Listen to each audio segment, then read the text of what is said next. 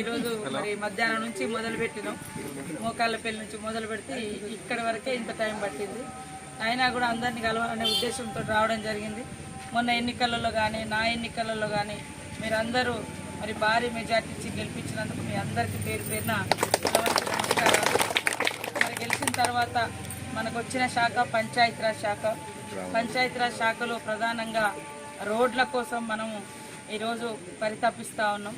కాబట్టి మనకి ఇక్కడ నుంచి ఎదర్లపల్లి నుంచి లక్ష్మీపురం రోడ్డు కానీ, కుందనపల్లి రోడ్డు కానీ, ఇక్కడ సీసీ రోడ్డు కూడా ఇవ్వడం జరిగింది.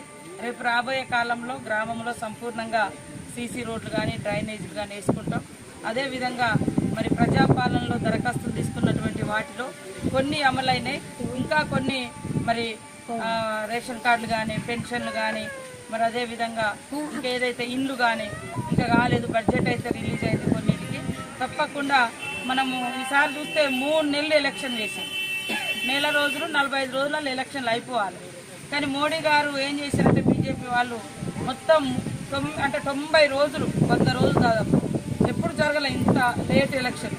దాంతో మీరు ఇప్పటివరకు ఇల్లు ఇస్తే పునాలు దవ్వుకొని ఇల్లు నిర్మాణం దగ్గరకు వచ్చేది. ఇప్పుడు దవ్వుతే ఇటు వర్షాలు, అదేవిధంగా రేషన్ కార్డులు ఇచ్చేవి కూడా ఆగిపోయినాయి. ఇట్లా చాలా కార్యక్రమాలు కూడా ఆగిపోయినాయి. మళ్ళీ మరి రేపటి నుంచి ఈ రోజు వరకు కూడా కోడే ఉంది, ఎలక్షన్ కోడ్. దాంతో మేము కూడా ఏం చేయలేని పరిస్థితి. మీరు కూడా వచ్చిన ఏ అధికారి కూడా అందుబాటులో ఉండకుండా ఇబ్బంది పడ్డాం. ఇప్పటి నుంచి ప్రతి పనిలో వేగంగా పరిగెట్టిస్తాం, ప్రతి పని చేద్దాం. మన గ్రామాలకు కూడా మన ముఖ్యంగా మీ అందరికీ మరి భూముల సమస్య ఒకటి, అదేవిధంగా 2 పంటలకు నీళ్ల సమస్య.